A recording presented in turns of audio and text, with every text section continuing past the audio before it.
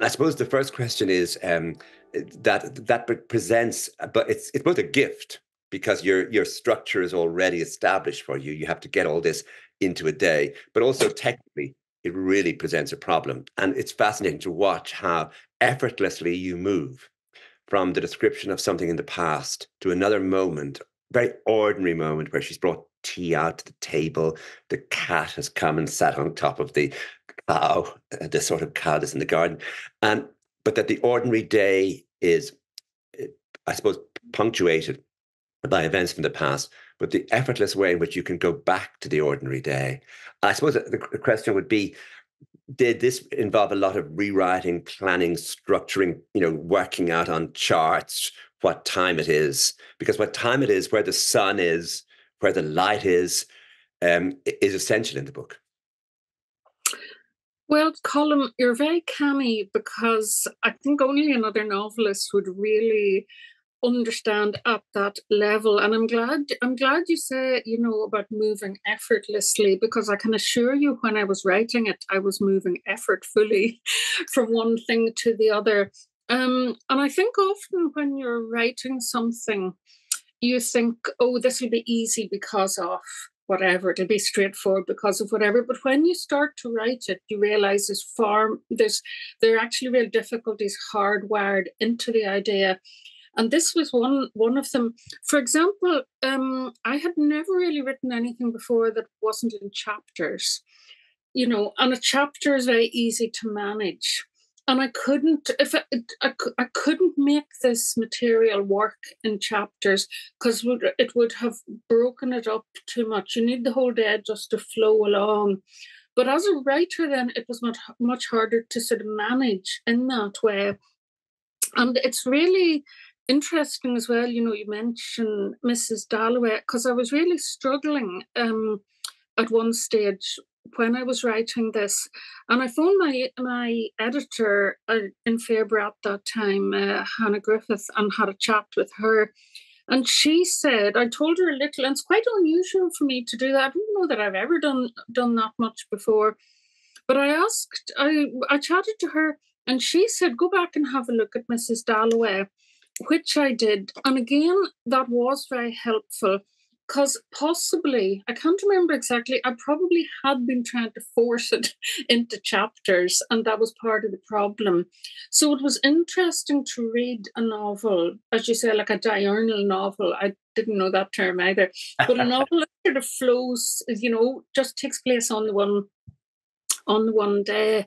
And the other thing I noticed that was very helpful was Mrs. Dalloway has a much faster pace than this book. And what I was trying to do was write something that moves much more slowly. There are lots of different characters in Mrs. Dalloway, and Woolf can move from the consciousness of one person to the other with incredible speed. And it's magnificent, to see how you can go from one person to the next, maybe 3 or 4 people standing near each other. And I knew then I didn't want to do that. I was doing something different, but Mrs. Dalloway gave me something to work against, if I could put it that way. It was over one day, so that was helpful. But I knew that my pacing and whatever, but it really helped to get going again then on that. And so technically I found it a very difficult book to put together, but I stuck with it it took a long time, but I stuck with it until I was happy. I think it might be easy to say that your interest in this novel, in domestic surface, in the texture of things, what tables are like, where exactly the seat in the garden is, or the description of flowers, for example, that a lot of this has connections to Mrs. Dalloway, but actually it has much closer connections to a novel of your own, an earlier novel, a novel I really love called Remembering Light and Stone, which is so brilliant about Italian light and how light falls and what exactly a surface is like. So that it's just too easy, I think, to make the Woolf connection. There, she took the idea from Virginia Woolf, and of course she used all these things.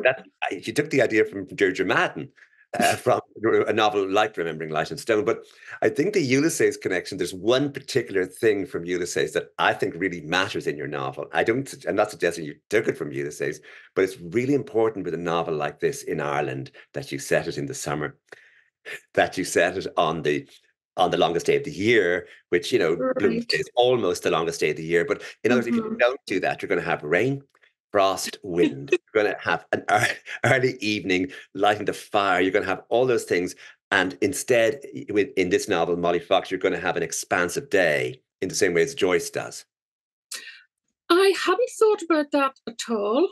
And I don't even know that I would agree with you because I'm very domesticated. That probably comes through in the work. And I can see how you could set a whole novel in the house on a wet day and people sort of come and then you're remembering, because a lot of the action takes place, in London and elsewhere and in her childhood. And it's and again, this is a thing that made it tricky to write. The action takes place over a day, but it moves out to other places and it goes back over many years as well. And I think you could certainly do that over a winter's day when people are coming. So that hadn't occurred to me. I was conscious once I started consciously thinking of it as about novels set over a single day. Obviously, I thought about Ulysses as well, but I didn't find it as useful for many, for many reasons, as it was to think about Mrs. Dalloway. Like when I'm teaching creative writing, I often say to the students, once you're into a work, and particularly maybe if you're having a few problems, it's a good idea to have a sort of model to work against. And it's not that you're trying to write the same book, but you're sort of looking at it and saying, well, this is, I don't know, like a novel written in the first person.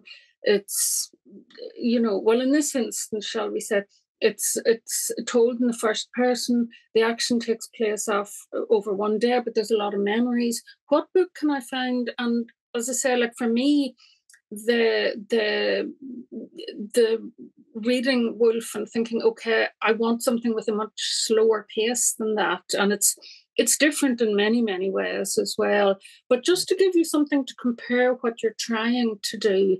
And it might even, when you're writing, you might even look at another book and think, well, this is what I'm trying to do, but I know I'm not going to be able to do it. Or it's not a good match for my idea. So sort of test it out. And that's why reading is so important, because you got that knowledge of other books and structures and forms. And you can sort of test out your own ideas against that and find something maybe that's helpful to push it on. One of the features of the novel, which is really very interesting at the moment, is the way in which it uses the North, the South, and England as almost a place that the characters can move very freely and easily between. I think it's a world. Maybe medicine is another area that might be the case, where a doctor could so easily move from Dublin to London. A nurse could very easily do that. But within the arts, for example, the way in which an actor, we just think of so many actors based in London, often in Dublin, a playwright, an Irish playwright living in London, but the show's on in Dublin. And so that your characters move, again, I'm going to use the word effortlessly. It isn't as though they say, oh, it was so difficult because it was on in London and then I had to come to Dublin with the same play. What am I going to do with my accent? The accents in the novel, the characters' own accents and own affects are capable of shifting so much that going from Dublin to London is not actually a big move. And so it's a novel that deals with the two islands in a way that suggests great freedom of movement, great ease, and it gives the characters a sort of openness to life, that they're not sort of stuck as Irish people in London, and they're not stuck as Irish people in Ireland. So it's hard to think of another recent novel that does that with the same, it isn't explained, it isn't dealt out as though it's the theme of the novel. It's just there in the novel, but I think it gives you great freedom in the novel to move between, say, the three places, if you wanted to divide Ireland into two in that way. Yes, I see what you mean. Again, I suppose I'd have to disagree with you because at the moment I'm spending a lot of time between the Republic and the North, and in all sorts of practical reasons, for all sorts of practical reasons, like the border is still massively inconvenient in all sorts of ways, and I don't. Wouldn't feel that it was as fluid in that way. The thing about the accents within it, I wanted to explore that a lot because I think it has to do a lot with identity and how some people keep their accent and how some people consciously change it to fit in wherever they are. And it's also related to the whole idea of being an actor and, being able to. And Molly Fox's voice is very important. She has a very beautiful voice. And that, how someone's skill as an actor is very closely connected to that and the ability maybe to use. There's more to it than just accents. When I was researching this book, I remember I read an awful lot about the theatre, and one of the things I read was a book by Tyrone Guthrie, and he said that he always advised actors to work on their voice and not really to worry about their body. It didn't really matter if you weren't very handsome or very beautiful or whatever, but the voice was the real instrument, and that was what you were using, and that you could actually work on that and develop that. And I thought that was a very interesting point. And I don't believe it was something I had thought about until then. There's a moment where Molly sees her mother, and we watch her. I mean, later the protagonist describes her almost performing the scene. But in the first moment, there's a moment of dialogue, which is pure magic, where she just simply says to her, "You're to leave Fergus be." And in that, you can hear an Irish intonation. You can hear the "you're to leave," not "you must leave" or "you should leave" or "I want you to leave." You're to leave Fergus be. Mm. And I saw, while I'm watching her, is under pressure. She becomes a different person with a different sort of tone, less cosmopolitan, less anglicized, as it were, and suddenly back into an Irish sound. Mm-hmm. Yeah. Well, it's this whole idiom of speech that is so important as well. And I think that this whole thing of like accent and idiom and very particular words that somebody would use, I think that's a lot of the secret of making speech or dialogue, be it on the stage or on the page. I think that's a very crucial thing to sort of understand that element of speech. You must have enjoyed the idea, and certainly the reader does, that it's Molly Fox's birthday, but we're not going to have a party. And that it's someone living, and it's not exactly ghostly, but someone moving into her house with full permission, sleeping in her bed, going downstairs, opening her books, looking at her things. So it's a lovely idea for a novel where the main character is both absent and even more present than if she were actually there. Yes, some readers have told me that they found something slightly creepy in all of that. And they didn't like the narrator at all, who remains unnamed, because they felt that there was something slightly creepy about her and the way she perceives Molly Fox.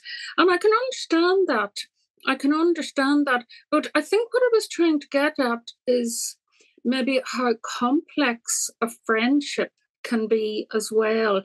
It's not just completely straightforward. You can be when you're very, very close to people, it's not just a question of, well, I like you and you like me. There's much more going on. It becomes almost like family, where there is all this there's lots of different layers to it. When people really understand you very well. And I was always trying to work for something like that.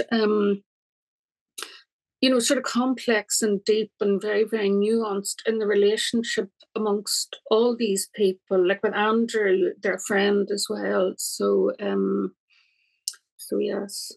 And I suppose what you're writing about are three different relationships to home.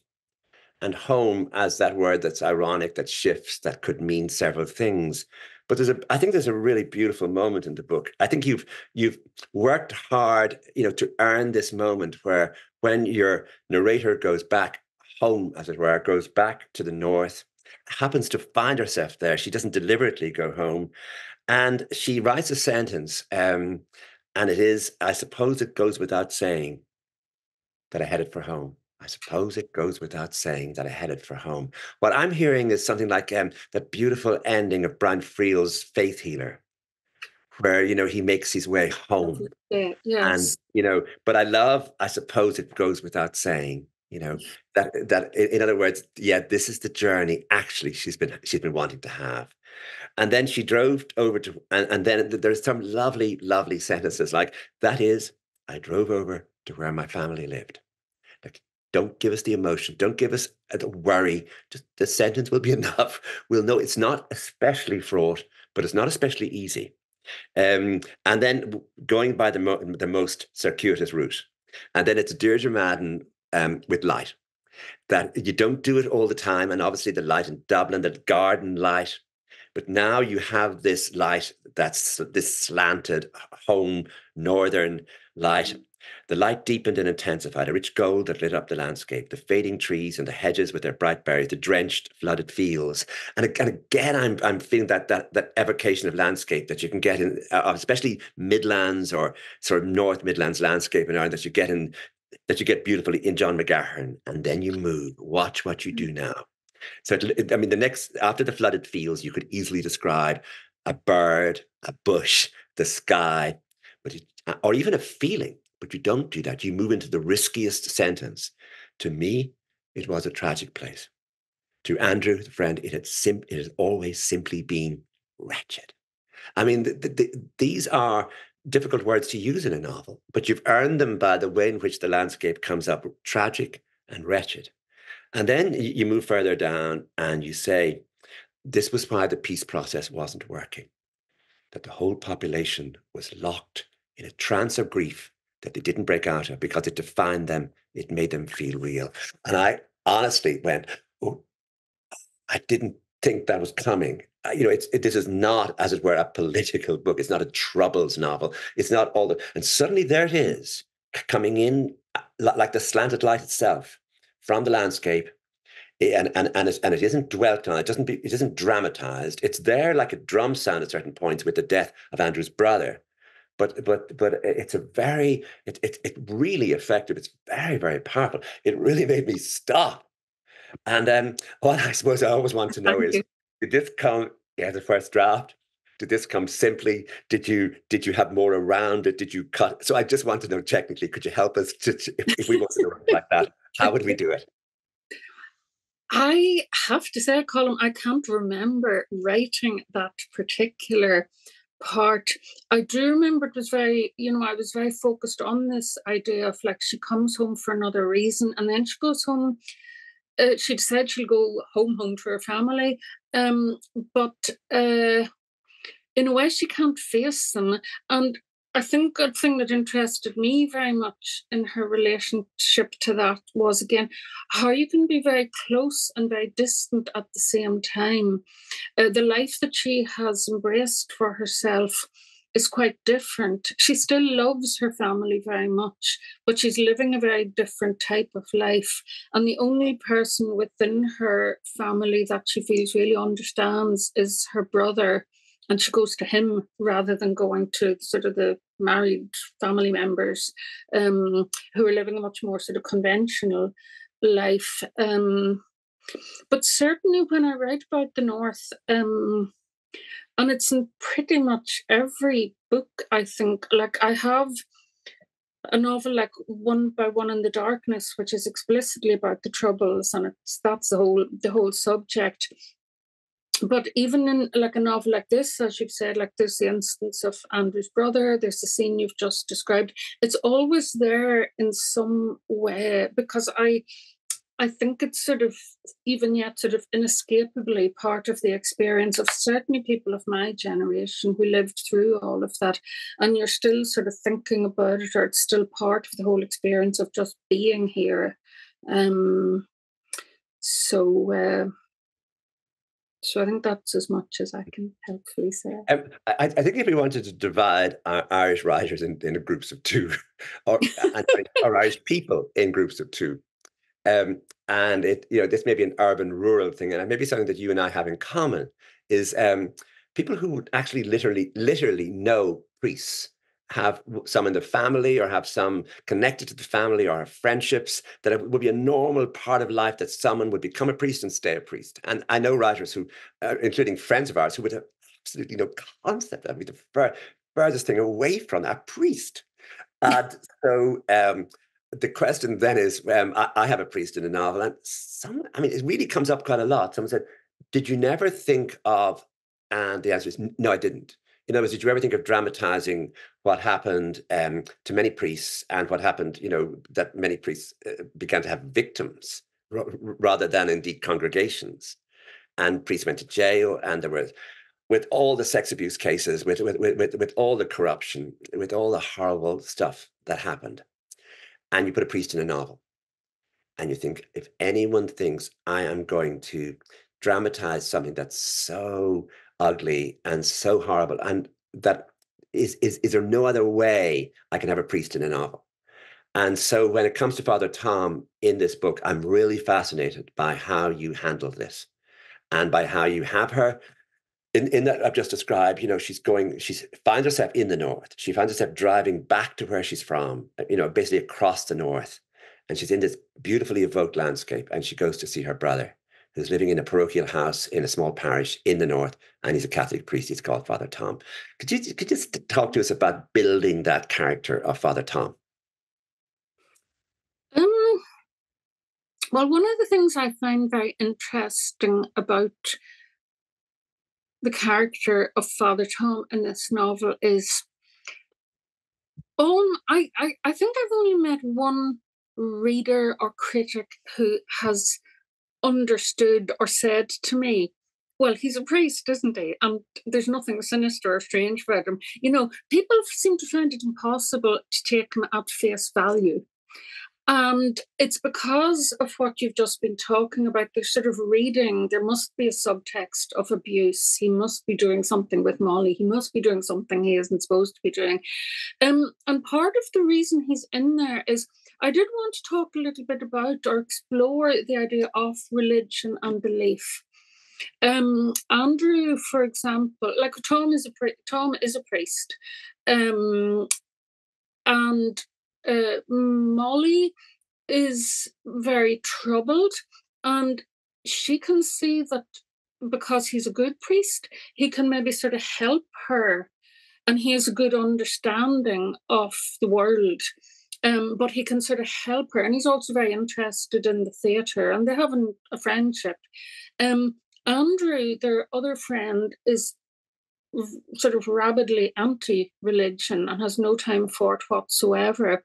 And how you deal with things coming from these different angles, and how people who know each other having these different views on belief or religion. And by religion, I mean a much more sort of complex thing than just talking about organized religion, trying to get to the really essence of what is it about. And as I say, I was really struck that a lot of people either didn't seem to see that, or didn't want to seem to see it, or didn't connect with it. Because I also had a priest in my family, and I was very aware of how much priests give. Not even now, you would see on the news sometimes when there's been something terrible happen, like maybe a terrible car crash or murder or something like that, and the priest is still in Ireland, in the countryside, like the spokesperson for the community. And I was aware from the priest in my family of sometimes he had to go to really terrible things. And I've worked something of that into the story, like having to go to road accidents, having to go to the scenes of suicides and things like that. And there are still priests, obviously, doing this every day of the week. And those people are just being dismissed as if, they're just priests, and they're giving so much in that way. And it's a very tough calling in that way. When it's done properly, it's a very, very tough calling. And I wanted to explore that a bit. Um, and like genuinely explore it, and as I say, match up that character, and I'm trying to make him a wee bit more complex and interesting, like the sort of person somebody like Molly would befriend, if you see what I mean. So he's not just like a very simple Yeah. country priest in a certain way. He's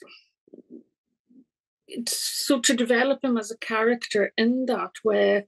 And I just found it very interesting. Like, I've never had a discussion like I've discussed this maybe once with an academic who brought this up with me, who was working on my work and came to see me. But generally, I even think Colm people aren't interested. like Father Tom is the character in the novel people least want to say anything about. And he is in some ways a more minor character, but he's very important in relation to Yeah. the whole setup and the other characters. I think that's what characterizes your work, the idea of not just thoughtfulness and tact, but the idea that if there's something, it is a temptation to go into very colorful and sensational material and see what you can do with it, having taken your cue from the newspapers. You will never go there. You will always find a different route. And the different route will approach the truth, not from an angle, but actually quietly head on, going directly towards that. Tom that it isn't a triangle. In fact, there's a fourth. There's a fourth point, and it's Tom, and there are four people who are more or less living on their own, and he seems the loneliest. But he also, against Andrew, and again, it's fascinating, Deirdre, that you don't bother with the Protestant Catholic divide thing. It's not Andrew and Tom versus each other as Catholic or Protestant. It's actually two ways of approaching faith and unbelief, and it's two different ways of living almost. But in a way, they're both dealing with spiritual matters. Andrew as an art Mhm. historian, and Tom as a parish priest. But it is very subtle, and it's very subtly handled. And I think all your readers and all your novels are always grateful for that sort of absolute sort of purity of vision. However, I'm coming to the complexity of that the protagonist, the storyteller, we have a problem. And it's a problem I think that you've beautifully created for us, which is that she's not simple, and don't trust her. And there's certain, and it isn't, I don't find it creepy. I mean, somebody could say, especially people who live on their own, and someone's coming to stay, they would want the other person to actually inhabit the house. That's not a creepy thing. But she does say at a certain point, I know who I am. And you read that and you think, that's an interesting thing for someone to say about themselves. Well, let's watch her. And you're watching her in Trinity, and you realize she's in Trinity College, and you realize that, of course, she's a dosser. She isn't studying for her degree. She's doing other things, but she's watching this boy, Andrew, and he's an absolute swat, and he's in the library all the time. But you realize, of course, she's watching Andrew with some sort of desire, and she won't spell it out because it's her story and she's controlling it. And you think, well, did they never? And then you think, no, what's happening is that she's not disclosing. She just is withholding a certain piece of information from us and indeed from Molly Fox. And then it comes to a moment where she actually has to say it. And you go, oh, you did? And you say, no, because you realize, but you see, I lied to Molly. And you go, oh, you lied to Molly, meaning you lied to you lied to us too. And so I found that tension between the story and the storyteller really Mm. very well handled in the book. And so I just wonder if you could talk to us. Oh, there's another wonderful moment where she talks about that she herself is really an expert in creating non-places. In other words, that if she makes a room, it's never cozy. It's never, in the way Molly Fox creates interior spaces, our protagonist is not capable of making such spaces. And it doesn't mean you judge her, but it's a very telling detail about her, her moving between two countries, her moving between, in a way, that the home she comes from and the home she's now coming almost like an intruder for the day. So she's a very complex figure. Well, that was the hope, to have somebody telling this who was very complex and couldn't be taken at face value, and also to try and reflect the way people change over their lives. Like when these characters meet first, they're all very young, like Molly's a very young actor, Andrew and the narrator at university together. And I wanted to try and make their characters sort of change and develop over the years in a way that you would believe that would be plausible. A thing I remember when I was writing it, and I can't now remember, oddly enough, which was the missing element. When I was writing it to begin with, there were the three main characters, the narrator, Molly, and Andrew. And two of them had siblings, and one of them didn't. And as I continued writing, I realised there was something about the book that was a bit unbalanced. It was sort of calling out for something, some kind of symmetry. And I realised it was that you had to have these three main characters, and the three of them each had a sibling. So there's Molly's brother, Fergus. There is Andrew's brother, Billy. And there is the narrator's brother, Tom. And they're all like important. They're not central characters, but it does give it. And once I twigged that, I knew it was very pleasing, because you've got these three main characters, and then you've got these three siblings. Each of them have, but it shouldn't be so blatant that you're very conscious of that when you're reading it. It just sort of underpins it and sort of shapes out the work very well. The funny thing is, I now can't remember who was the third. Okay. Whether it was Fergus came in later. It was fairly early on when I was writing it. I understood I needed this, but whether it was Tom or whether it was Fergus or whether it was Billy, I actually can't remember. Do you find this, Colm, when you finished writing things and people say, like, why did you do that? I think, I cannot remember writing this scene or writing this work or what I had thought I wanted to do at this point. Absolutely. Because what you've actually written sort of blots out the plan. Yeah. And things come to you suddenly from a side. There was something else I was going to ask you. It's another thing that we have in common is that we're both outsiders in Dublin. That both of us have lived long years in Dublin without especially becoming sort of Dublin, writing the city. Like, in other words, it's not as though I could write a Roddy Doyle novel. And I don't imagine you're going to start either. But this is a Dublin novel in the sense that there's one of the things you notice in Ulysses, for example, that the center of the city is so small that the chances of meeting someone twice is quite high. And Bloom is always seeing someone that he saw earlier on, just there and there and there. And it's filled with what look like coincidences, but in fact are just aspects of a city that really, for the top of Grafton Street, the top of part of O'Connell Street.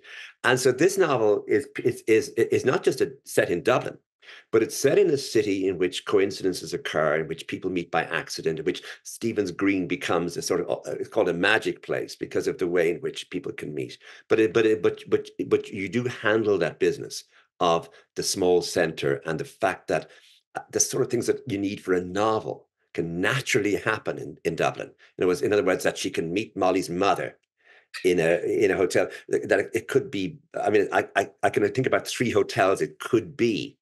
But that's actually a central aspect of Dublin, the same way as it wouldn't work the same way in London. Yes, it's a much smaller city than London or Paris or New York. And I think one meets people one knows less and less in Dublin, but that's only since maybe the pandemic.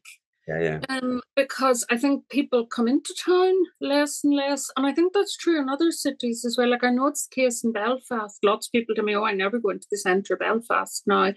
But I totally agree with you. It's Dublin, the centre of Dublin remains very small, and you are very likely, even now, to see or bump into someone around the place. And that's very helpful, because you can do that in a novel without people thinking, That's a ridiculous I coincidence. think it really works in this book, Yeah. and I know that this that anyone reading this book will have plenty of questions and things.